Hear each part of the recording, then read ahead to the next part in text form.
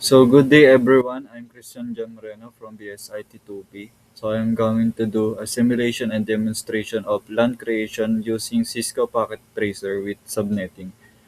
So the purpose of this simulation is to demonstrate how to create and configure a local area network or LAN using Cisco Packet Tracer with the application of proper subnetting. In this simulation, pinapakita ko paano nagko-connect ang different networks devices such as PCs, switches, and routers, and how IP addresses are correctly assigned based on the given subnet.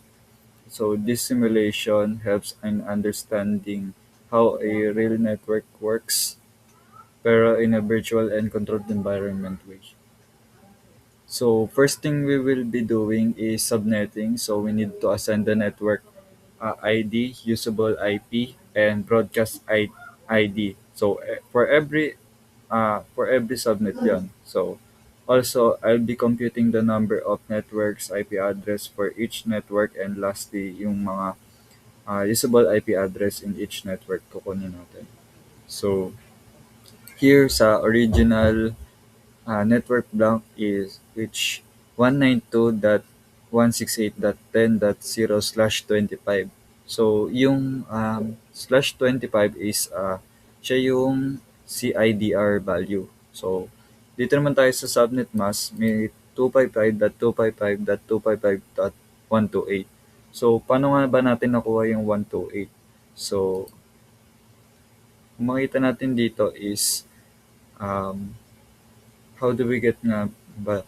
So, dito nag-borrow tayo na isa sa from host bits. So, to increase the network bits from 24 to 25 network. So, dito to get 128, we need to do a simple calculation. So, kung hihingi man tayo sa host bits, so dito sa part na to, so 2 raised to 7, so equals nun is 128. So, next naman sa network bits, which is 25. So, how do we get 25? It's because we borrowed in host bits. So, the default host bits is 24. So, it will be increased by 1 because we borrowed from the host bits. So, lastly, host bits, we have 7. So, how do we get 7 host bits? It's because the default number of host bits is originally 8. So, we borrowed 1. So, 8 minus 1 is equals to 7. So, here may task tayo dito, create two networks. So, in here, so from the original network block, so 192.168.10.025/25. So, dito naman sa new network block, meron tayong 192.168.10.0/26. So, dito naman sa subnet mask, meron tayong 255.255.255.192. So, paano nga na ba natin nakuha yung 192? So, dito, because nag-borrow ulit tayo ng host bits, we need 26 network bits. To get 192, we need to do another computation. So the starting point natin dito is dito sa 2 raised to 7 kasi nag-borrow tayo kanina dito. So 2 raised to 7 is 128. So kung magbaborrow tayo ulit, dito naman tayo magbaborrow sa dito. So, 2 raised to 6 equals to 64. So, pag pinag-add natin yung both, equals to 192. So, moving on to network bits, we have 26. So, kaya siya 26 kasi nag-borrow tayo ulit dun sa host bits. So, kada borrow natin mag-i-increase ng network bits. So, for host bits naman, we have 6. So, because yun nga, pag nagbabaro ka ng host bits, dun sa may ano, nababawas dun. Babawas na yung isa dito kasi nagbaro ulit tayo dito para dito sa network block na to. So, number of networks. So, here's the formula, 2 raised to n. So, the n in number of network is the total number of bits borrowed from the host. So, ilan ba binaro natin? Isa lang naman binaro natin. So, 2 raised to 1 because Yun nga, isa lang yung binaro natin for the host. So 2 raised to 1 is equals to 2. So number of IP address in each network. So here in the formula, the n in number of IP address in each network is the total number of host bits we will find here. So punta tayo dito. Ito siya. Ito. So kapag bumalik tayo dito, so 2 raised to 6 equals to 64. So dito naman, number of usable IP address in each network. The formula is 2 raised to n minus 2. So the n in number of usable IP address in each network is the total remaining host bits, which is 6. So bakit 6? Kasi nung may hiram na tayo dito, nakuha na natin itong dalawa. So matitira na lang ito, 1, 2, 3, 4, 5, 6. So nanghiram na tayo. So 2 raised to 6 is equals to 64. So minus 2 is equals to 62. Yun yung hanggang saan yung usable IP address for each network natin. So why do we have 62 instead of 64? Kasi yung 2 kasi parang ano siya nakalaan na siya for network ID and broadcast ID. So dito naman tayo sa subnet 1. Uh, we will be starting in network ID, so which is ito 192.168.10.0. So ito yung starting ano natin. So dito kukunin naman natin tamang usable IP address. So dito tingnan natin yung last digit nito para makuha natin yung usable hanggang saan yung usable IP natin. Yung last digit ipa-plus natin sa number of usable IP address natin, which is ito 662. So 0 plus 62 equals 62. So hanggang doon yung usable IP natin sa subnet 1. So dito naman sa usable IP na 192.168.10.1. So starting from 1 yun. Kasi 0 na to, nakalaan na tong 0 na to dito sa network ID. So dito naman sa broadcast ID, so yun nga, 63 next ng 62 next nun ay 63.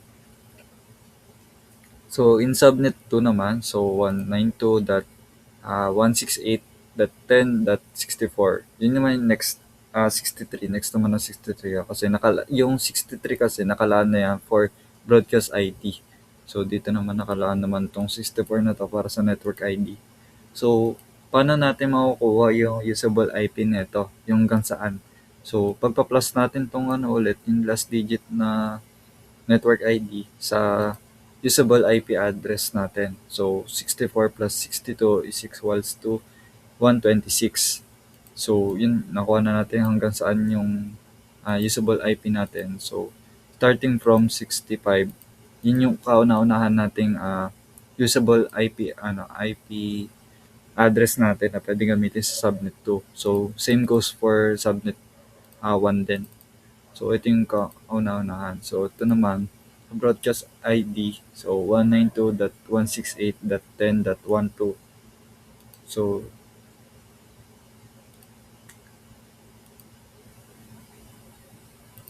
gawa tayo bago ulit. So no.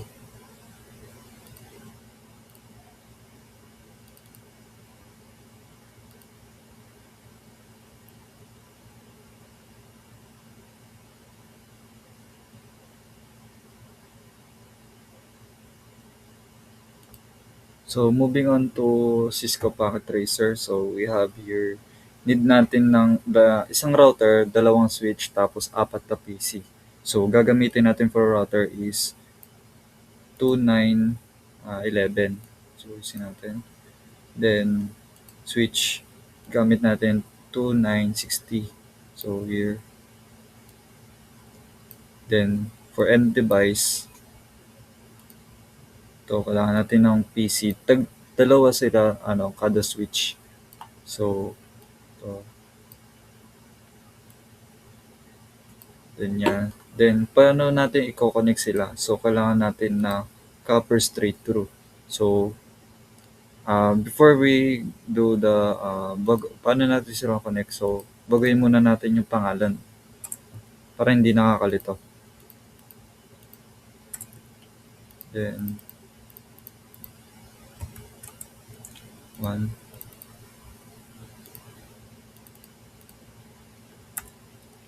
for PC4, palitan lang natin ng pangalan para hindi nakakalito. So PC2,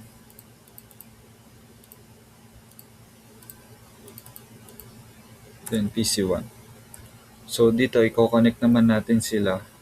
So kailangan natin ng copper straight through. So click router, then para connect siya doon sa switch 1, so click natin yung gigabit ethernet 0/0. So papuntang switch 1. So fast ethernet 01, then same process.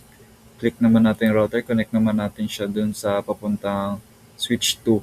So kung pinili natin kanina yung 0/0, so ito naman ay 0/1. So ito naman, kukonect natin sa switch 2.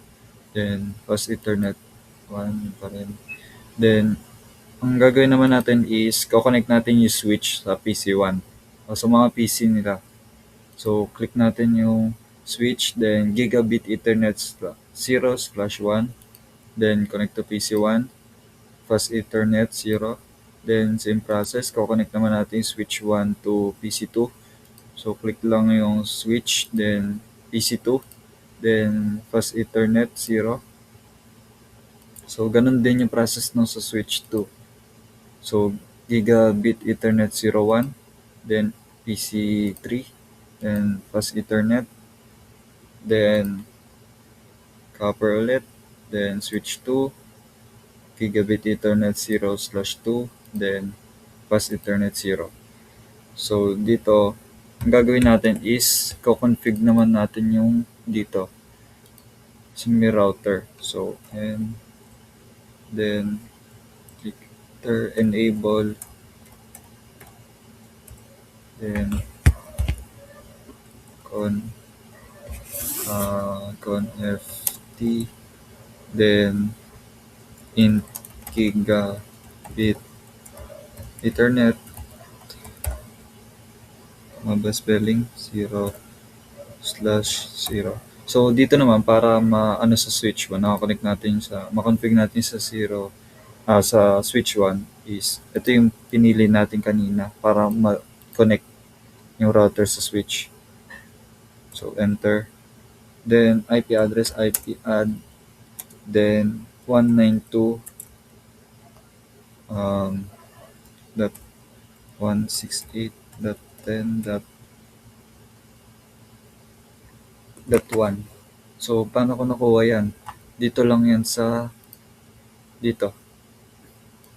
Ito yung usable niya, unang usable IP niya. So dito naman next.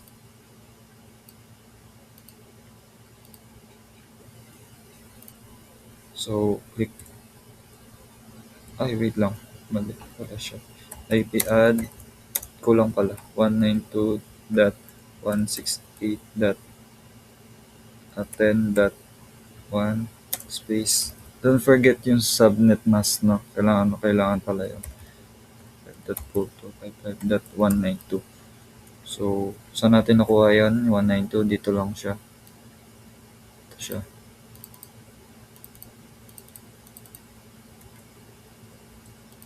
So, click enter. Nawala.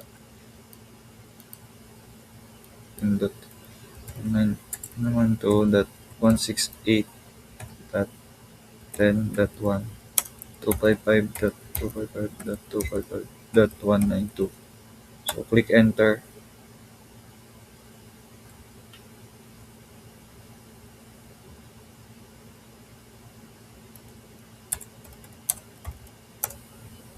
One nine two dot 192.168.10.255.255.255.192. So yun, tapos no shot, then click enter lang, then exit, then yun ulit, same process, gagawin mo lang is ko-connect mo naman siya dun sa switch 2. So, ito naman, switch, ito yung ginamit ko dun sa isa, then address, IP add 192.168.10. Ginamit natin dito is 65. So, 65 5.255.255.255.192. So, no shot, then enter ulit, then exit, then yun na, tapos na. Then, dito naman sa, to check i-set naman natin IP configuration ng kada PC. So, IP, then ito naman, yung IP address set natin. So, 192.168.10.2. So, kaya 2 lang siya kasi yung 1 na ginamit na natin pang config sa router. 192, then 192.168.10.1. So, So, ganun lang din process nun. So, siset mo lang yung ganito nila. So, IP address nila dito sa PC to 192.168.10.3. So, 192.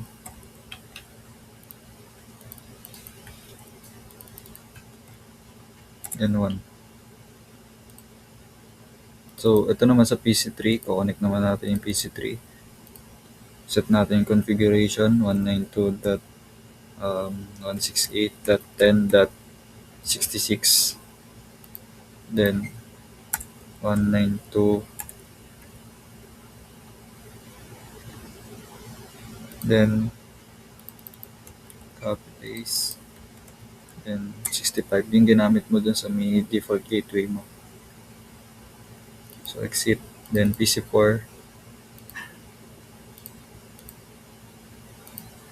192.168.10.67. 192 for subnet mask. Then default gateway 192.168.10.665. So exit lang natin. Then after nun, pwede natin punta tayo sa PC para i-check kung sa command prompt kung nagko-connect ba siya, or so let's say ping that 192.168.10.3. So ito, kung titingnan natin yung PC2. So 0% loss. So titingnan naman natin yung PC3 66.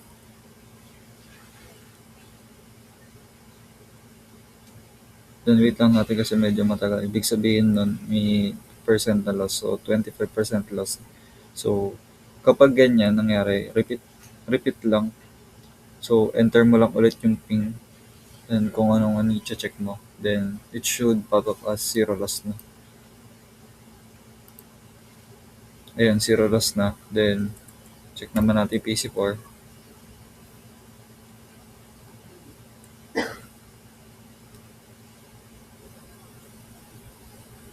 Ayan, 25% loss. So, yun lang ulit. Enter mo lang ulit yung ping.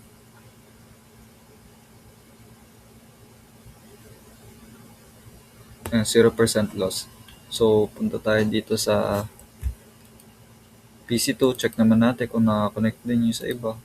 Ibang PC. Then, ping 192.168.10.2. So, check naman natin yung PC2. Ay, PC1. So, 0% loss. Then, check naman natin yung isa, yung PC3. 0% loss din. PC4. So, 0% loss. So, same thing. Go ka lang dito sa PC3. Command prompt. Then, type the prompt. Ping 192.168.10.2. So, check natin yung PC1. So 0% loss. Then 3. PC2 naman check. Then PC4.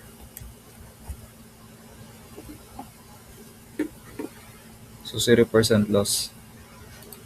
So sa PC4 naman, tignan natin. Ping 192.168.10.2. Check natin yung PC1 sa PC4. Naka-connect ba siya? 4, 0% loss. So 3. PC2 naman. So 0% loss. Then 66. Check naman natin yung PC3. So kapag nag 0% loss, it should be, ibig sabihin nun lahat ay konektado na sa isa't isa. Wala nang common errors yun. At sila na ipapunction ng tama. So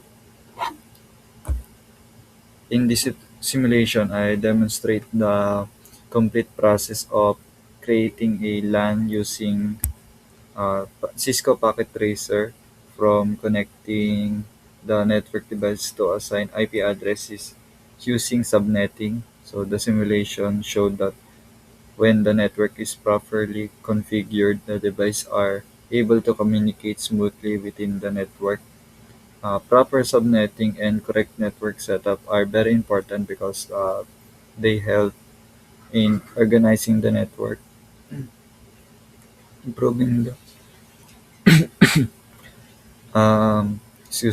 improving the performance and efficiently using IP address in real-world network setups. That is essential to avoid network issues and ensure a stable and scalable network. So thank you for listening.